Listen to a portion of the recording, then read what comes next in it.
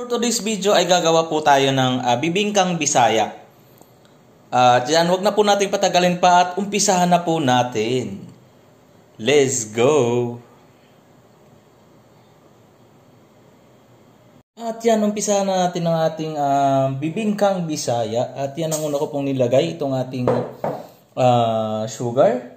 Then, pangalawa kong nilagay, itong ating salt. Then, itong ating gatas.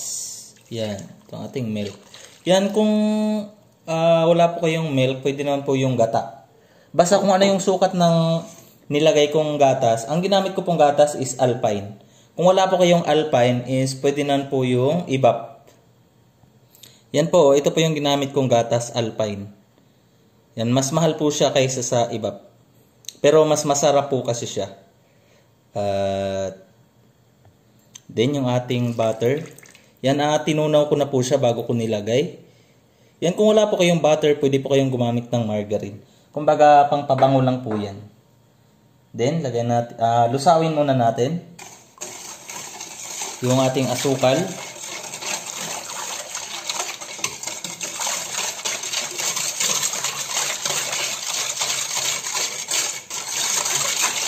At yan, okay na yan. Ang recipe po nito is nasa description box po.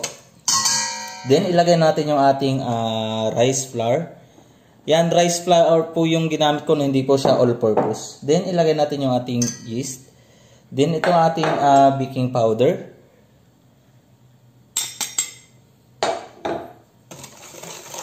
Then, mix lang natin. Yan, i-mix lang po natin siya ng maayos. Yan, napansin nyo po.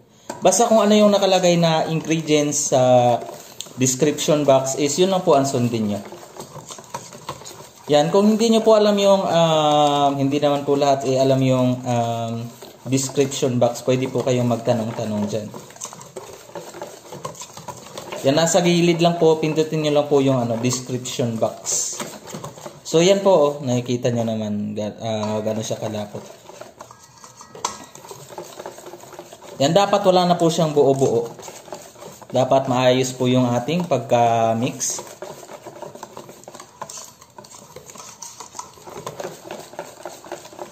Yan, okay na yan. Yan, i-rest muna natin siya ng 30 minutes bago natin siya ilagay sa ating pan, yung ating lagayan nito. So, yan, takpan lang natin, then i-rest natin siya ng 30 minutes. Yan, bubula po yan mamaya-maya. So, ayan, after 30 minutes, yan, tinanggal ko na po yung takip. Kung napansin nyo po, bumubula na po siya. At ayan, isalin natin sa ating lagayan. Ito yung ginamit ko pang torta. Nag-ano lang ako ng dahon ng saging. Ginunting ko lang. Yan, lipat lang natin. Yan.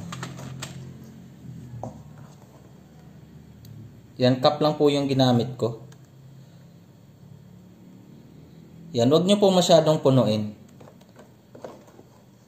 Yung 3/4 lang po ang dapat malagay sa kanya.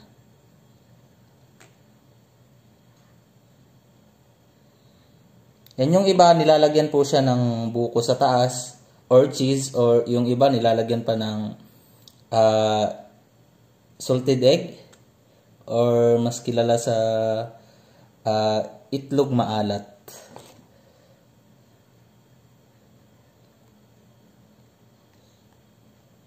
Pero ito sa akin, ilalagay ko sa kanya is,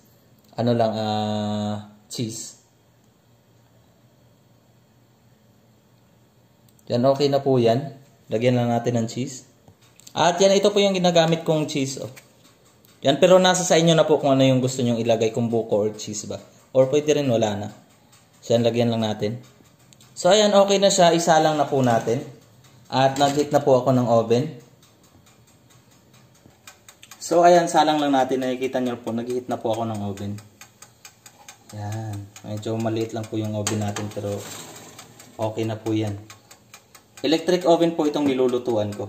Yan, sinet ko lang po siya sa 15 minutes. Then, makalipas ang 15 minutes, check natin mamaya. Then, ang lakas po ng apoy niya is, yan po, 220 Celsius. Yan, Celsius po yung oven natin na nakalagay yung temp niya. So, ayan, antay lang natin ng 15 minutes kung ano yung mga magiging itsura niya. And after 15 minutes, check lang natin. So, ayan na po yung naging itsura niyan. Set pa natin ng another 10 minutes. So, yan, antay lang natin ng 10 minutes. At yan po ang finished product ng ating Bisayang Bibingka. At yun lang po, at sana nagustuhan nyo itong video na to. At yan po, papakita ko po sa inyo. Yan po. Yan, kakainin ko lang po ito. Yan po, napakasiksik po yung loob niya. Yan, napaka-fluffy. So, yun lang po. Maraming salamat sa panonood. At maraming salamat po sa inyong suporta. At sana nagustuhan nyo to ang video na to. At yun lang po. Mag-ingat po kayo palagi. At shoutout po sa lahat ng viewers ko na nasa ibang bansa. At yan, ngayon lang po tayo nag-umpisa ulit nag-upload ng mga bagong recipe. At yan, marami po kayong aabangan ng mga bagong recipe natin.